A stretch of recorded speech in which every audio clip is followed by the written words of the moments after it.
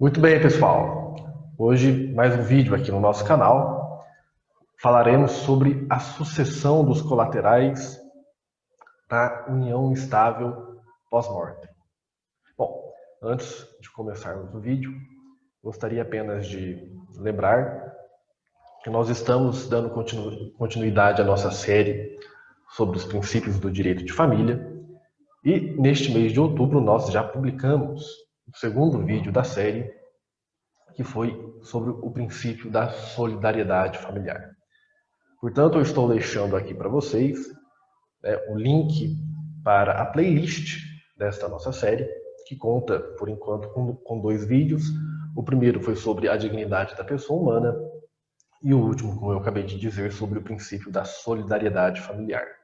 Apenas rememorando, os vídeos desta série são publicados em todas as primeiras segundas-feiras de cada mês. Então, nós tivemos em setembro, tivemos agora em outubro e o próximo em novembro. E vamos nos estender aí por algum tempo ainda. Bom, vamos ao vídeo de hoje, precisamente. Como eu já adiantei também, falaremos sobre a sucessão dos colaterais na união estável pós-mortem. Na ação que busca o reconhecimento e dissolução de uma união estável pós-mortem. Bom, para falarmos da sucessão dos colaterais, é indispensável que falemos da famosa OVH, a Ordem de Vocação Hereditária, prevista no artigo 1829 do Código Civil. É imprescindível, é fundamental passarmos por esse artigo para que possamos falar sobre a sucessão dos colaterais na união estável pós-mortem. Bom, o artigo 1829, ele traz 4 níveis de herdeiros, 4 níveis, digamos assim, de chamamento dos herdeiros à herança. Bom, no primeiro nível, no inciso 1, nós temos o descendente, os descendentes do autor da herança em concorrência com o cônjuge ou companheiro. E aí deve-se levar em conta o regime de bens. Não vamos entrar em detalhes, mas neste caso, entre descendentes e a concorrência com o cônjuge ou companheiro, deve-se levar em conta o regime de bens. No segundo nível, nós temos os ascendentes do decujus, em concorrência também com o cônjuge ou companheiro. Neste caso, todavia, não se leva em consideração o regime de bens. No terceiro nível, aí sim nós temos apenas o cônjuge ou companheiro, isoladamente, e no quarto nível, os colaterais até quarto grau, conforme a disposição do artigo 1839. Bom, portanto, nós temos esta ordem de vocação hereditária, esta ordem de chamamento dos herdeiros à herança do falecido. Esta é a ordem trazida pelo Código Civil. Primeira observação.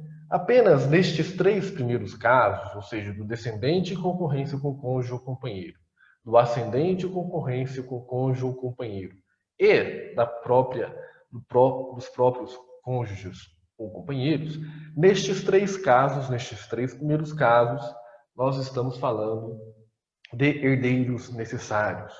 Nós estamos falando de legítimo.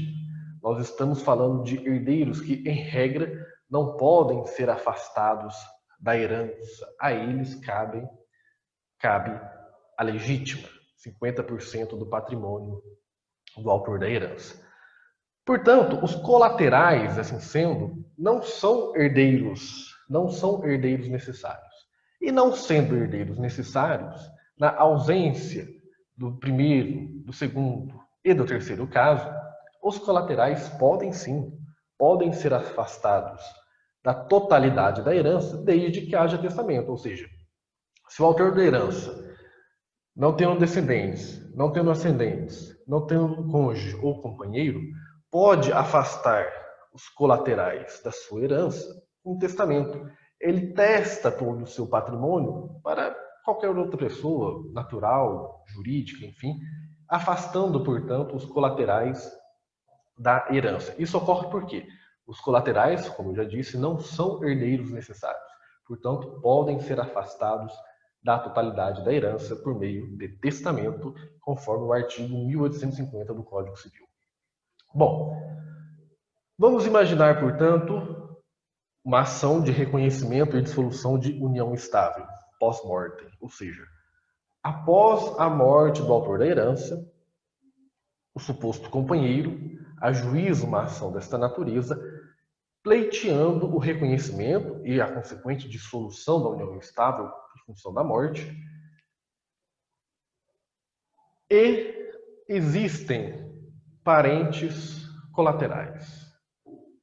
A questão é, estes parentes colaterais, estes colaterais, podem ingressar nesta ação de reconhecimento e dissolução de união estável pós-mortem? O entendimento do STJ, no recurso especial 17.59.652 de São Paulo, entende que sim.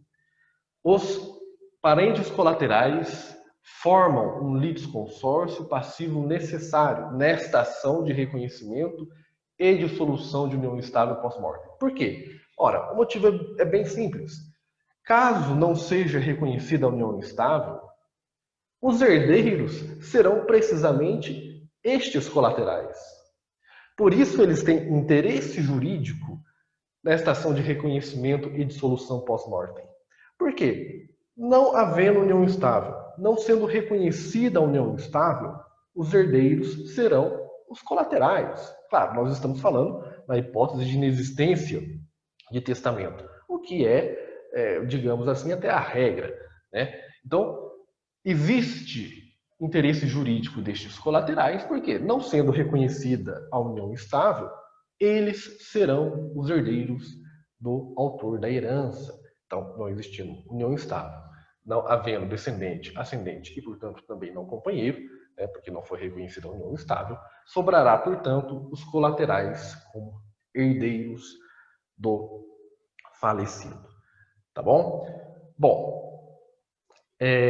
o que deve ficar claro, e aqui é uma questão que nós já discutimos em outros vídeos, é que, diferentemente do que ocorre com o casamento, nós não temos na união estável um marco pré-fixado de início e de término da união estável.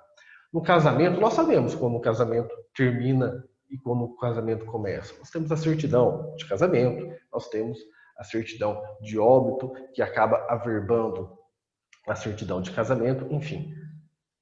Nós temos, no casamento, como saber precisamente o seu início e o seu fim.